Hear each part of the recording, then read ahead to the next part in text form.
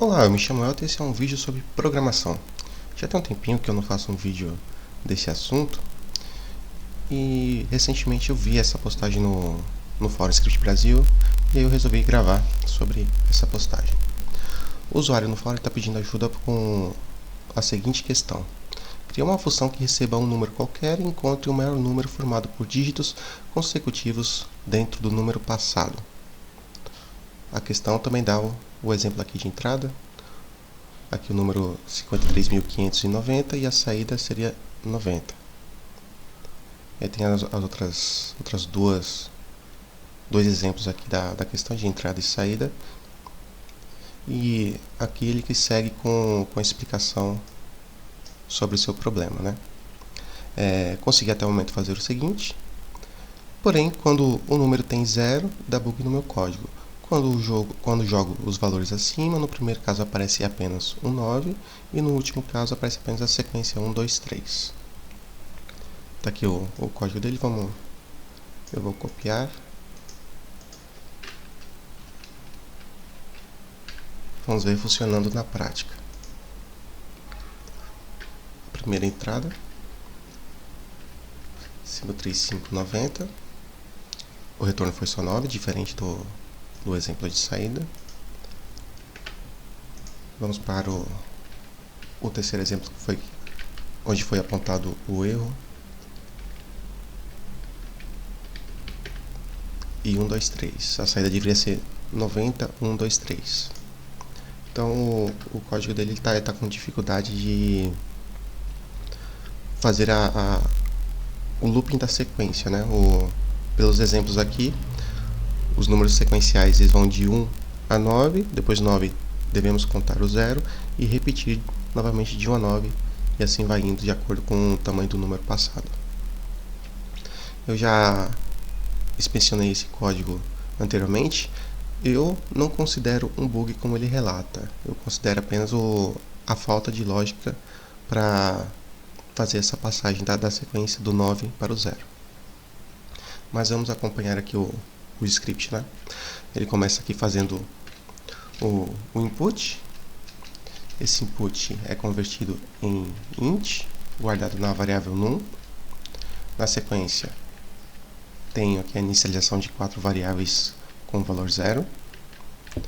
Depois, o looping, onde ele pega a variável num, converte para string e itera sobre ela, usando o a como a variável de referência. Na próxima linha, a variável atual vai receber o valor de a convertido para inteiro.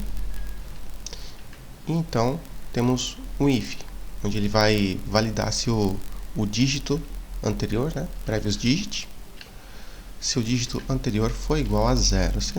Sendo igual a 0, o if acontece e a variável atual sequence ela é atualizada para o valor de atual.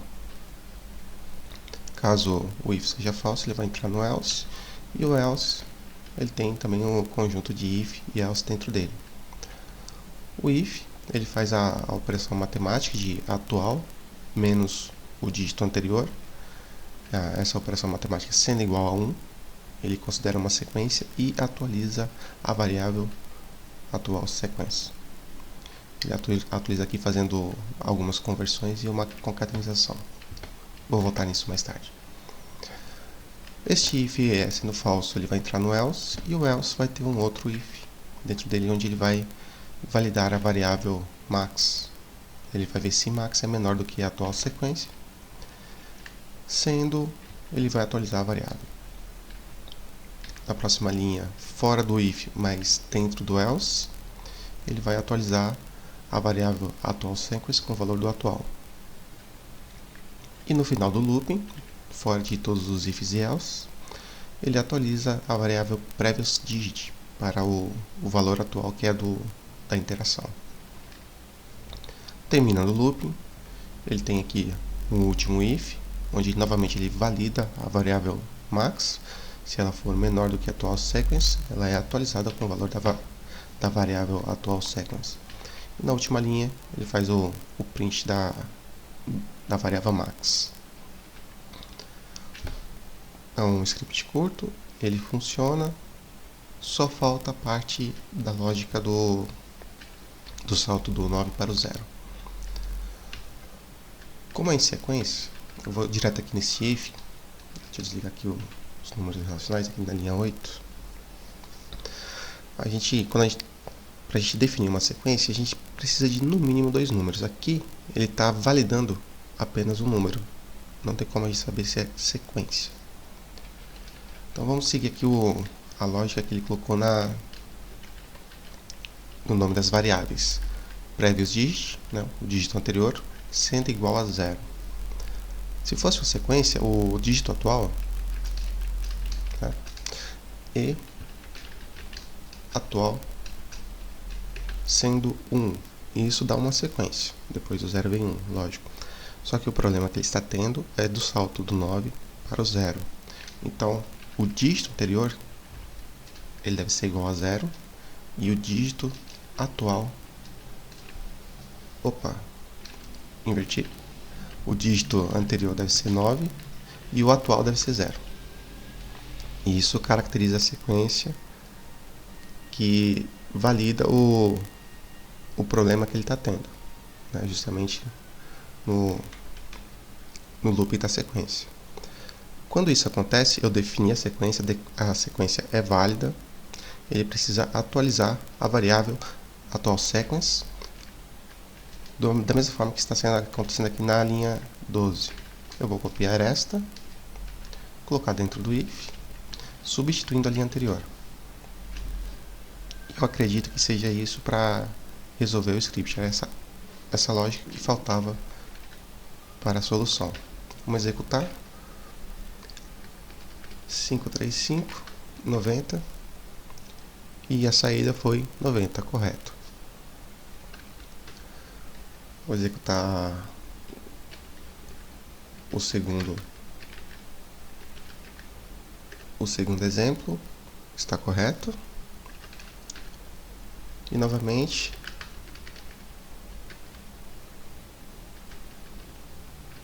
o último exemplo para validar a saída. Muito bem, agora com ao acrescentar essa lógica, resolveu o problema da questão. Agora eu vou revisitar esse script e levantar alguns pontos onde ele pode ficar um pouquinho melhor. Vamos começar logo na primeira linha, onde tem algo para ser visto. Aqui eu tenho o input, a saída da função input, né, que essa é usada para pegar entrada de teclado. Ela tem o seu retorno em string, certo? Mesmo que você entre um número, você não vai conseguir fazer operações matemáticas. Se você colocar 10, você não vai conseguir dividir por 2 depois na execução do script. Isso é só um exemplo. Então nós devemos pegar esse número e converter para inteiro, exatamente como ele fez aqui. Porém, isso, se fosse realmente necessário converter todo esse número. Vamos pular aqui para a linha 6, onde ele tem o looping for, ele converte de novo essa variável num de volta para string. Certo? Então tem um zigue-zague de string para inteiro, voltando para string para entrar aqui no looping for. E se a gente pesquisar no código, essa variável num é apenas usada na saída do input e na declaração do looping for. A variável num não está sendo usada em nenhum outro canto do script. Então essa conversão de inteiro, depois de volta para string, ela está sobrando, não é necessária. Eu poderia facilmente aqui retirar essa conversão para inteiro e tirar essa conversão de volta para string. Eu deixo o script mais leve e não tem qualquer alteração na sua execução, certo? Uma variável string direto para o loop para fazer a interação. Isso é um ponto de melhoria no script. Uma outra melhoria seria o else if aqui. Em Python a gente tem o elif, que é um meio termo entre o if e o else, e isso me permite retirar níveis de indentação. Dá para ver aqui que depois do else eu tenho um espaçozinho de mais... tenho mais 4 espaços aqui para indentar o código. E conforme o código vai crescendo, você vai ter a necessidade de mais condicionais, ele vai se escondendo para o lado direito, né? Vai ficar um script longo na horizontal, sendo que o ideal é sempre na vertical, que facilita a compreensão do script. Então eu vou transformar esse else em elif, juntando com o if que estava dentro, e vou corrigir a indentação. Fazendo isso, eu consigo observar uma coisa. Vou colocar aqui uns espaços apenas para ajudar a visualizar. Eu tenho aqui linha 9. A atual sequência ela é atualizada, certo? E na linha 12 ela também é atualizada, a mesma atualização. O que difere é o if e o elif, onde cada um vê uma cláusula diferente, certo? Se esse primeiro if aqui for falso, ele vai verificar o elif. É assim que ele vai funcionar. Qualquer um desses dois sendo verdadeiro, o resultado vai ser a mesma coisa, ele vai atualizar a sequência. Então eu posso juntar estes dois juntos, juntar os dois juntos é redundante. Eu posso vir aqui, eu vou copiar este elif, colocar na linha de baixo, juntar as linhas, e eu vou substituir aqui pelo OR, ou, que é um validador booleano, uma condicional booleana, esqueci o nome correto, que é um ou outro, né? O que acontece, se o que acontece do lado esquerdo for verdadeiro, o if ele já vai aceitar aqui a condição e vai fazer a atualização. Se o que acontece do lado direito for verdadeiro, ele também vai entrar no if e ele vai atualizar. Seguindo essa lógica, eu não preciso mais dessas duas linhas e meu script reduziu agora em seu tamanho, ficando um pouquinho mais fácil de compreendê-lo. Um outro ponto seria essa atualização aqui. Eu já tirei duas conversões, né? A conversão de inteiro aqui na primeira linha e a conversão de volta para string aqui na linha 6. Eu posso retirar aqui essas conversões, né? Eu tenho aqui conversão de inteiro, conversão para string e ainda a concatenização. Eu tenho 4 operações. Eu posso usar, nesse caso, né, eu posso usar matemática e substituir essas 3 conversões mais a operação de concatenar por 2 operações matemáticas. Vai ficar mais ou menos assim. Eu tenho aqui a variável atual sequence, que é ela que vai ser atualizada. Eu vou atualizar usando ela mesma, multiplicando por 10. Qualquer número multiplicado por 10 você vai acrescentar o zero do lado direito.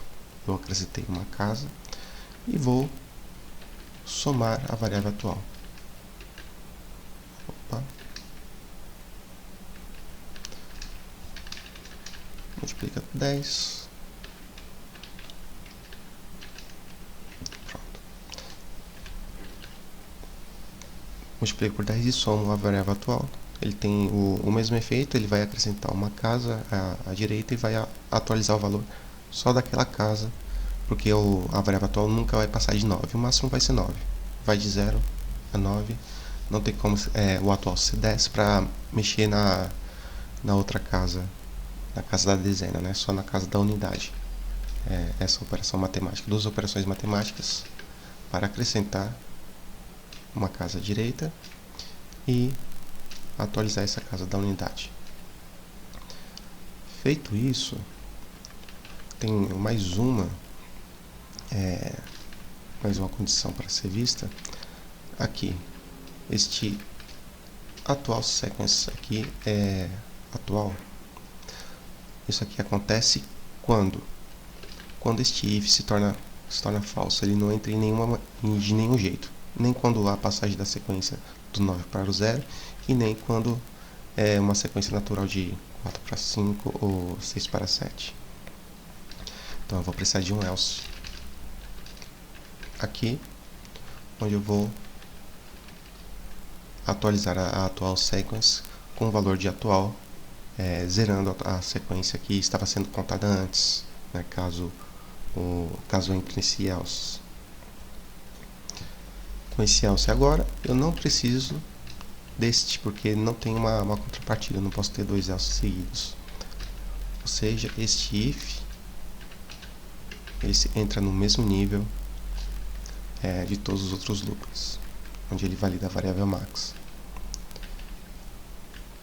E aí eu tenho aqui o meu loop, ele vai percorrer aqui a primeira vez, vai entrar no if aqui do max menor do que a atual sequence, vai terminar e vai atualizar o dígito anterior sendo igual a atual.